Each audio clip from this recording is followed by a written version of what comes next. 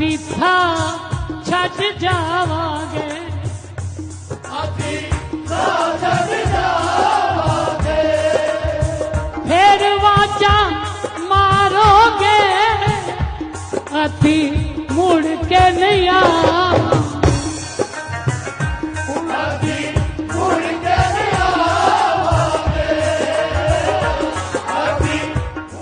माता रानी की भेंटें गाने के लिए दुनिया भर में मशहूर भजन सम्राट श्री नरेंद्र चंचल जी का 22 जनवरी 2021 को निधन हो गया था।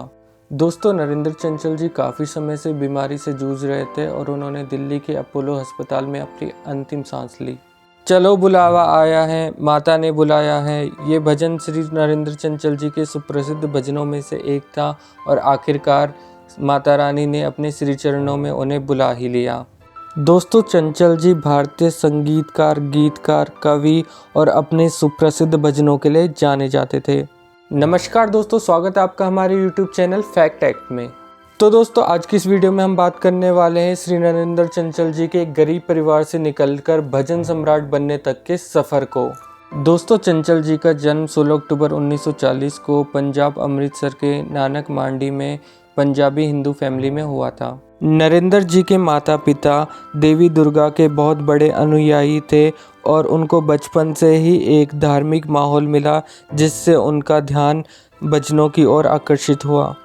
दोस्तों, नरेंद्र जी अपनी कक्षा में सभी विद्यार्थियों में से ज़्यादा शरारती थे, जिस वजह से उनके गुरुजनों ने उनका नाम चंचल रखा था और बाद में उन्होंने इस नाम को अपने वास्तविक नाम नरेंद्र के साथ जोड़ दिया, जिससे लोग उन्हें नरेंद्र चंचल के नाम से जानने लगे।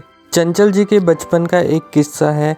जब भी वो खेलने जाते या स्कूल जाते तो अपने घर के पड़ोस में बने हुए कुएं में आवाज़ ज़रूर लगाते थे। उससे जो आवाज़ वापस आती थी उसे सुनकर वो बहुत खुश होते थे। उन्हें बचपन से ही गाने का बहुत शौक़ था, लेकिन घर वाले उनका साथ नहीं देते थे, तो वो अक्सर अपनी घर की खिड़की पे खड़े होकर अनाउंसमेंट करते थे और उसके बाद ज़ोर ज़ोर से गाने लगते थे। अच्छी बात ये होती थी कि वो बहुत ही सुर में गाते थे और आसपास के लोग उनकी तारीफ़ करने लगे थे। उन्हें बचपन से ही गाने बजाने का इतना शौक़ था कि गली मोहल्ले में जब कोई बैंड वाला आता था तो उसके साथ कई दूर तक निकल जाया करते थे और फिर गली मोहल्ले के लोग ही उन्हें ढूंढकर वापस लाया करते थे। ये वो दौर था जब हर माँ बाप अपने बच्चे के लिए सरकारी नौकरी का सपना देखते थे। ऐसे माहौल में घर वालों से गाने बजाने में भविष्य बनाने की बात कैसे हो, लेकिन वो अपने शौक़ से बहुत मजबूर थे। ऐसे में वो कभी दरवाज़ा तो कभी टेबल बजाकर गाना गाया करते थे और उनकी मोहल्ला ऑडियंस, छोटे छोटे बच्चे और स्त्रियां हमेशा उनके उत्साहवर्धन के लिए मौजूद रहती थी। धीरे धीरे उनकी शोहरत बढ़ने लगी और आसपास के गांव से उन्हें गाना गाने के लिए बुलावे आने लगे। उनका गाना सुनने वाले उन्हें हार पहनाते, सम्मानित करते, लेकिन घर में जब बात पता चलती तो उन्हें बहुत मार पड़ती थी। लेकिन धीरे धीरे गाना गाते हुए उन्हें शोहरत तो मिलने लगी, साथ ही साथ थोड़ा बहुत कमाई होने लगी, जिससे उनका जेब खर्च चल जाता था। उनके पिता शेयर मार्केट से जुड़े हुए थे। वे अक्सर उन्हें शेयर के प्राइस पता करने के लिए एक जगह भेजा करते थे। वहाँ उनके पिता के दोस्त उन्हें पकड़ कर बिठा लेते और उनसे गाना गवाते थे। कभी उन्हें उसके बदले पैसे देते थे तो कभी कुछ खाने के लिए दे दिया करते थे। उनके घर में उनके माता पिता के अलावा उनके 6 भाई और एक बहन भी थी। घर में कमाई के साधन कम थे और खर्चे ज़्यादा थे, फिर भी किसी तरह उनका गुजर बसर चल रहा था। लेकिन एक टाइम पे शेयर मार्केट बिल्कुल ही डाउन चला गया और पिता की सारी बचत खाक हो गई। इस आर्थिक झटके से उनके पिता को एक निराशा हुई, लेकिन चंचल जी और उनके शौक़ को एक नया रास्ता मिल गया।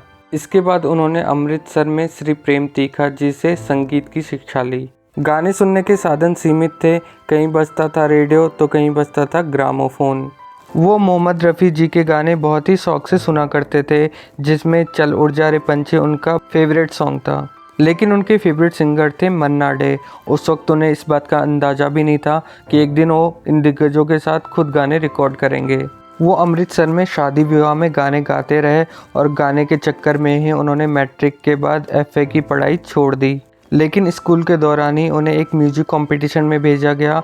म्यूजिक कंपटीशन में वो अपने मन मुताबिक गाना तो नहीं गा पाए, लेकिन कंपटीशन के बाद एक जज उनके पास आए और उनकी पीठ थपथपाते हुए कहा कि तुम बहुत अच्छा गाते हो, गाना छोड़ना मत, तुम बहुत अच्छा गा सकते हो।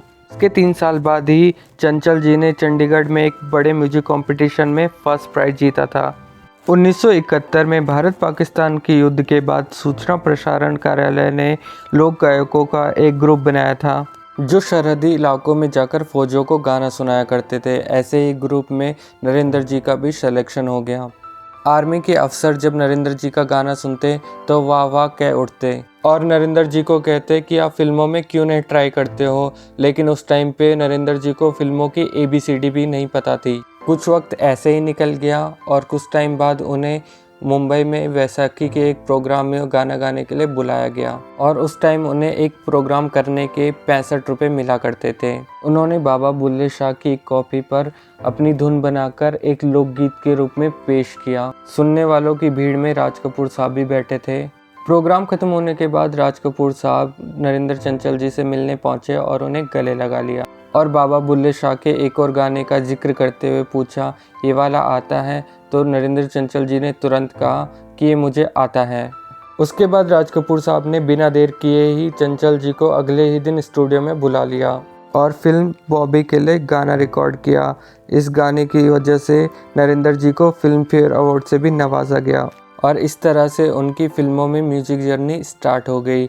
लेकिन ये ज़्यादा लंबी नहीं रही। चंचल जी 1944 से लेकर हर साल माता वैष्णो देवी के दर्शन के लिए जाते थे और 29 दिसंबर से लेकर साल के अंतिम दिन यानी 31 दिसंबर तक अपनी प्रस्तुति देते थे। नरेंद्र जी सिर्फ माता रानी के भजन ही नहीं गाते थे बल्कि अन्य देवी देवताओं और श्री गणेश जी की आरतियां भी गाते थे। भोर भई दिन चढ़ गया, तेरे भाग्य चमकेंगे और हलवा बांटूंगी उनके कुछ सुप्रसिद्ध भजनों में से हैं। और बीते कोरोना काल में नरेंद्र जी का एक भजन काफ़ी वायरल हुआ था जो कोरोना से रिलेटेड था। दोस्तों, माता रानी के भजनों को घर घर तक पहुंचाने वाले श्री नरेंद्र चंचल जी हमारे बीच नहीं रहे, लेकिन उनकी स्मृतियां और उनके भजन हमेशा ही हमारे साथ रहेंगे। दोस्तों, हमें नरेंद्र चंचल जी के जीवन से काफ़ी कुछ प्रेरणा मिलती है। मैं उनके अथक परिश्रम और उनके भजनों को नमस्कार करता हूँ और साथ ही ईश्वर से उनकी आत्मा की शांति के लिए प्रार्थना करूंगा। इस वीडियो में बस इतना ही। दोस्तों, अगर ये वीडियो आपको पसंद आया है तो लाइक, शेयर और कमेंट जरूर करें। साथ ही चैनल को सब्सक्राइब कर दें। मिलते हैं नेक्स्ट वीडियो में।